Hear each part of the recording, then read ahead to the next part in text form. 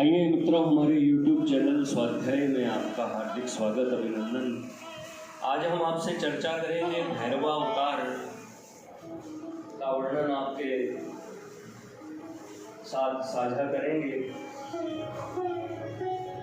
शिव का भैरवावतार, अगर आपने हमारे चैनल को लाइक और सब्सक्राइब नहीं किया है तो आपसे निवेदन है, कृपया चैनल को लाइक और सब्सक्राइब अवश्य करें। नंदीश्वर जी कहते हैं, सनत कुमार, अब आप भैरव अवतार की कथा सुने। भैरव जी परमात्मा शंकर के पूर्ण रूप हैं। शिव जी की माया से मोहित मूर्ख लोग उन्हें नहीं जान पाते।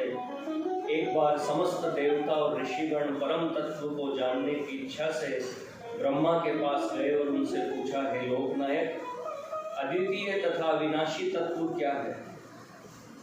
नंदीश्वर बोले, शिव जी की माया से मोहित वे ब्रह्मा जी परम तत्व को न समझकर अहंकार युक्त होकर बोले, मैं ही सारे जगत का प्रवर्तक, संवर्तक और निवर्तक। हे देवताओं, मुझसे बड़ा कोई नहीं है। उसी समय वहां स्थित विष्णु ने उनकी बात का विरोध करते हुए स्वयं को संपूर्ण लोकों का कर्ता परम पुरुष परमात्मा बताया।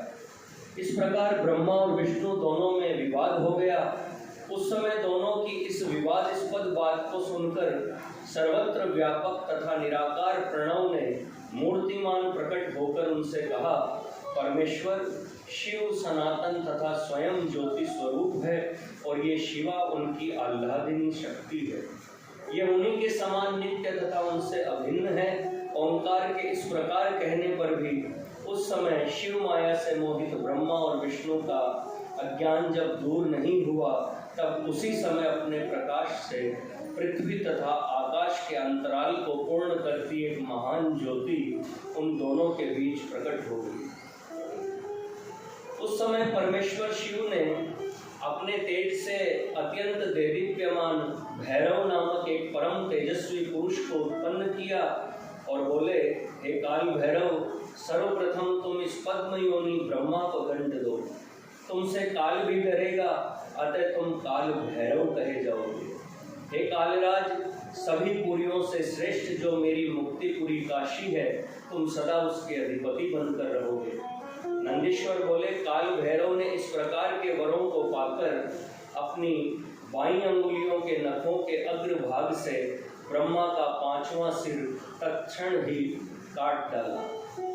उसके बाद ब्रह्मा के सिर को कटा हुआ देखकर विष्णु बहुत भयभीत हो गए और शतरुद्रीय मंत्रों से भक्ति पूर्वक शिव जी की स्तुति करने लगे। हे मुने, तब भयभीत हुए ब्रह्मा जी भी शतरुद्रीय मंत्र का जप करने लगे। इस प्रकार वे दोनों ही उसी क्षण अहंकार रहित हो गए।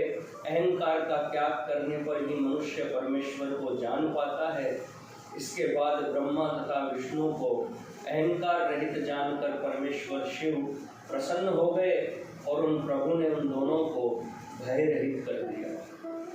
ब्रह्मदेव का सिर काटने के कारण ब्रह्म हत्या भैरव का पीछा करने लगे। भैरव घूमते घूमते अभिमुक्त नगरी वाराणसीपुरी में जा पहुंचे। भैरव के उस क्षेत्र में प्रवेश करने मात्र से ही ब्रह्म हत्या उसी समय हाहाकार करके पाताल में चली गई। उसी समय भैरव के हस्त कमल से ब्रह्मा का कपाल पृथ्वी पर गिर पड़ा। तब से वह तीर्थ कपाल मोचन नाम से प्रसिद्ध हो गया। इस क्षेत्र में श्रेष्ठ तीर्थ में आकर विधि पूर्वक स्नान कर देवताओं और पितरों का तर्पण करने से ब्रह्म हत्या से छुटकारा मिल जाता है। मार्गशीर्ष मास के कृष्ण पक्ष की अष्टमी तिथि को भैरव जी का जन्म हुआ।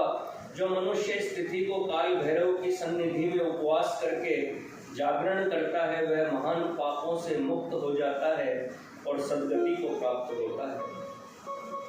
मित्रों, यह थी शिव जी के भैरवावतार की कथा। अगर आपको हमारा चैनल पसंद आए तो इसे लाइक और सब्सक्राइब अवश्य करें। धन्यवाद।